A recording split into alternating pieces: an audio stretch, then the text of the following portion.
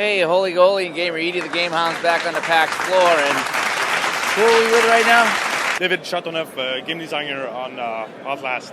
And? Philippe Morin, also game designer on Outlast. We just played a demo of your game Outlast, and can you guys just hold us and tell us we're going to be okay? We were in Edie, me and you were in the dark room playing this survival horror game, I guess we would call it, called Outlast, and oh boy. Yeah, it is definitely there to make you jump, that's for sure. So it is a survival horror game. It is PC-based, correct? Yes. Okay. Tell me more about the premise, because the demo really doesn't go very much into the reasons why you're in this insane asylum with a camera. Well, but, it's definitely effective. You're playing a reporter, and you're going there because you have a tip from an anonymous informant that something fishy is going on at the asylum. There's a story worth investigating. But when you get there, you realize that something really messed up happened. And it's probably a good idea to just leave the place. But of course, something's going to happen that prevents you from leaving. And from that point on, you're going to have to survive and find a way out.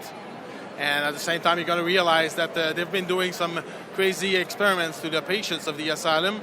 And you're going to find out who's behind those experiments. So the first part, we actually had to get into the asylum, and we started to walk around. So you're saying that the goal is we're trying to find out what happened, but eventually we almost become a prisoner almost? Yeah, that's the thing. I mean, you're going to meet some characters that have the intent of using you. They have their own agenda. But at the same time, you as a player are trying to get out. So it's going to be the conflict between the two of those goals that is going to make the experiments interesting. Insane asylums, by their nature, are creepy and are scary. And just about 20 miles north of here is a very famous one, the Danvers State Mental Institution, Danvers State Hospital. I don't know if you guys are familiar with that. Ever heard of Session 9, the movie Session 9? Definitely. That was a good source of information for us, a really good source of inspiration. I watched the movie many times just to make sure that we don't miss any details. There are some good section in that movie that was okay, we should take that part and put it in the game, and that's why I don't want to spoil anything. But that was definitely a great movie. And then I've got also The War from John Carpenter, which is also a great movie that we got inspired from. So all those asylum places are so, like you said, are so scary. So there was definitely something that we could do in terms of mood to make sure that the player going to get scared. I was born in the town of that so it creeps me out driving by the place, and then I see this here, and I told you we have to check this out because it's so creepy. So what's the inspiration behind the game? The inspiration came from at first what happened is that Phil and I wanted to do an horror games, and it's been more than 5 years that we were always trying to come up with something great. So because we work in AAA title for AAA companies, we were we know how to do something good, but always that idea of having something scary and having an horror games was always in our mind. So we kind of split up and then back together to create the Red Barrels, the studio. And as we just at first I'm such of a horror fan in terms of movies and games. So that plus that Phil wanted also to do that type of things. And the artist, one of the other co-founder wanted to have bring his talent in terms of light and shadow, because he was one of the art director of the first Splinter Cell. So all those things just make us realize that we that type of game, horror games with in dark was the good answer, and the good decision. We got a first bit of listener feedback. Somebody, Ed Schmutz says, good pull on Session 9. That is a fantastic flick. Definitely. I noticed that in this game, at least on the demo, that you play this reporter, and you're really I don't want to say a passive character, but you don't seem to have any combat abilities. It is just you trying to get the hell out of there once you're in. That's the thing. I think that the experience is a lot more scary if you are defensive. Because if you have a weapon, then your first instinct is to be proactive when you meet an enemy. But if you have no way to fight, then you're looking for a way out, or you're just going to run away or hide. and I think that's where the game become as scary as it can be. Will you ever? Can you get a weapon in the game? No, you won't. Okay. Yeah, with the demo we played, we were walking around, and there were definitely dark rooms, and you pulled out your video camcorder, and that gave you a little bit of light with the night setting. Now, can you hide from the people in the dark? Because that's what we were trying to do, was trying to hide. And from some enemies, you will be able to hide in the dark. From others, not so much. So it's going to depend on the enemy you're facing. So can you fight them, or do you have to find a way around them? No, you always have to find a way around them. So that's why a lot of players we've seen play here.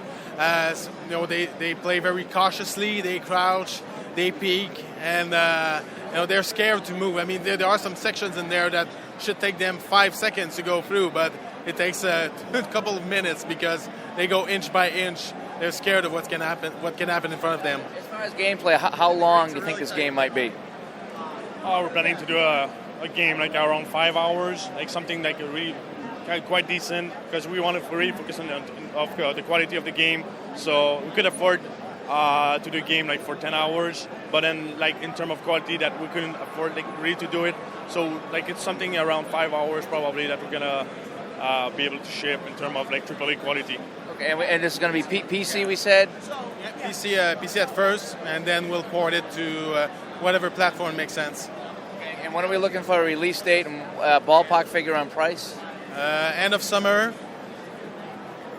more than 15, less than 30. And what's your distribution method? Are you planning this to be a disc game, or is it going to be distributed on Steam, or are you doing it through your own site? We have a distribution agreement with Steam.